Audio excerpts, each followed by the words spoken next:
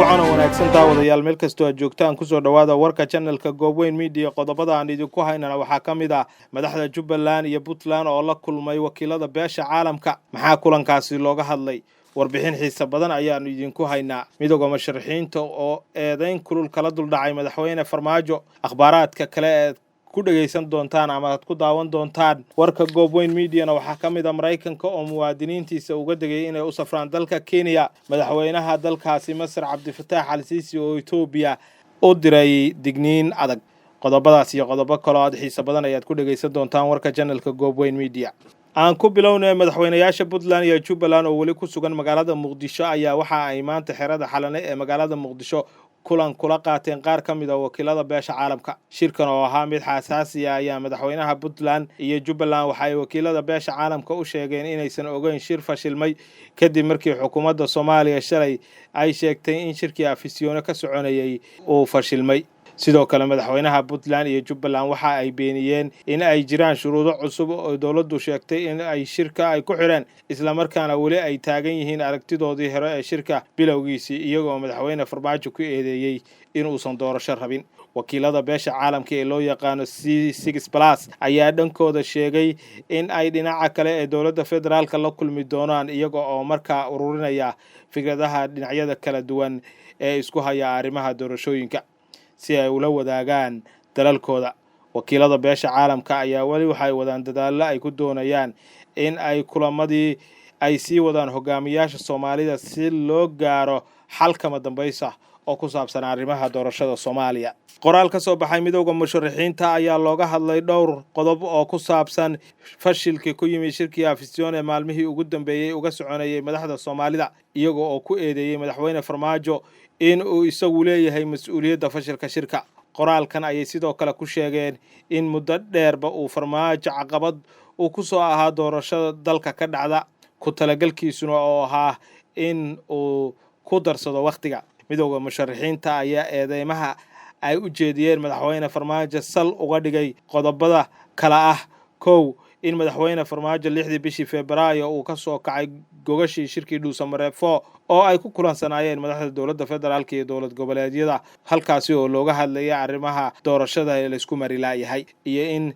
iyadoo oo Muqdisho lagu ballansan yahay in shirka arrimaha doorashooyinka lagu dhameystiro ay habeenadii 19 Febraayo uu amar ku bixiyay in la weeraro labada madaxweyne ee xilka uga horeysay iyo gudoomiyihii hore ee baarlamaanka wuxuuna isla subaxdii 19 Febraayo amray in la rasaaseeyo dibadbaxyo nabadeed oo ka dhacay magaalada Muqdisho sida ay qoraalka ku sheegeen qodobka saddexaad ee soo saartay madasha musharaxiinta ayaa waxa lagu sheegay in uu madaxweyne Farmaajo uu amray mas'uuliyadda amniga garoonka diyaaradaha laga wareejiyo booliiska customka oo waligiis gacanta ku hayn jiray laguna wareejiyo ciidanka haramcad oo ku caanbaxay weerarada lagu qaado siyaasiyiinta iyo mucaaradka war ka soo baxay dawladda Mareykanka ayaa waxaa loo diray muwaadiniinteeda ku sugan dalalka dunida iyadoo looga digay inay u safraan dalka Kenya ee dariska la nahay war ka soo baxay xarunta Mareykanka ee kantaroosha xogaha iyo sidoo kale caabuqa coronavirus waxa ay soo saartay digniin heerka afraad ah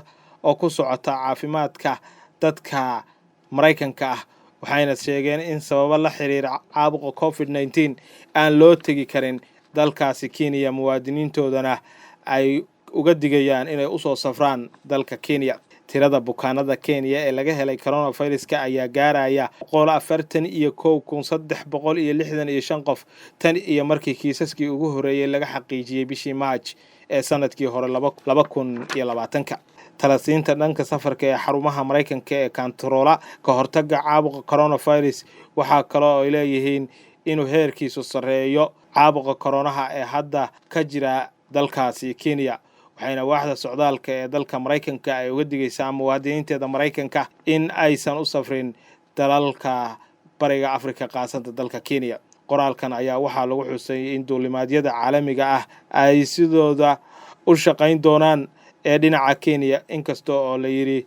waa la xadidaya digniinta Mareykanka ee dhanka socdaalka ee dalka Kenya waxa ay ku soo beegmaysaa markii boqortooyada midowga UK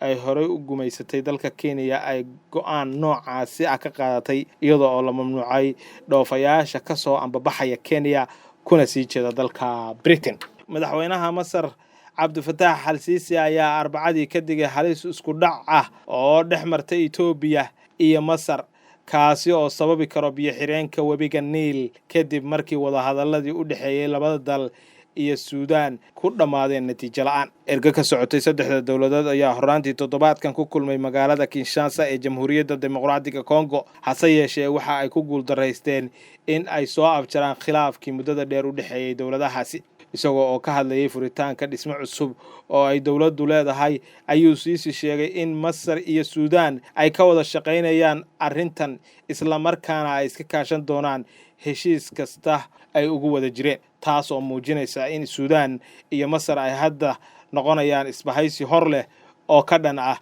Ma jirto sabab loo galo dagaal aan lagama maarmaan ahayn. Dagaal uma bilaabma karo biyo dartood. Biyuhu way qulquli doonaan haddii aan maanta dagaalanno, waayna sii qulquli doonaan berri, ayuu sheegay Cabdifataax Al-Siisi. Madaxweynaha dalkaasi Masar ayaa waxa uu yidhi waxaa madaxda Itoobiya la gudboon inay hadda ay go'aan qaataan oo xaaladda hadda ay ku wadaan dhismaha biyo xireenka ay wax ka bedelaan. Haddii kale Masar waxay qaadan doontaa tallaabooyin dheeraad ah si ay u difaacdo shacabkeeda iyo weliba khayraadka dhinaca biyaha ah ee iyadu ay leedahay. Daawadayaal, intaas ayaan ku soo gabagabeynaynaa warkii channelka Goobweyn Media. Waxaa idiin soo jeedinaya anigoo Axmed Cabdi Maxamed Axmed Toronto. Inta aan ku kulmayno warkan la mid ah waxaan idinkaga tegayaa sidaas iyo amaano Allah.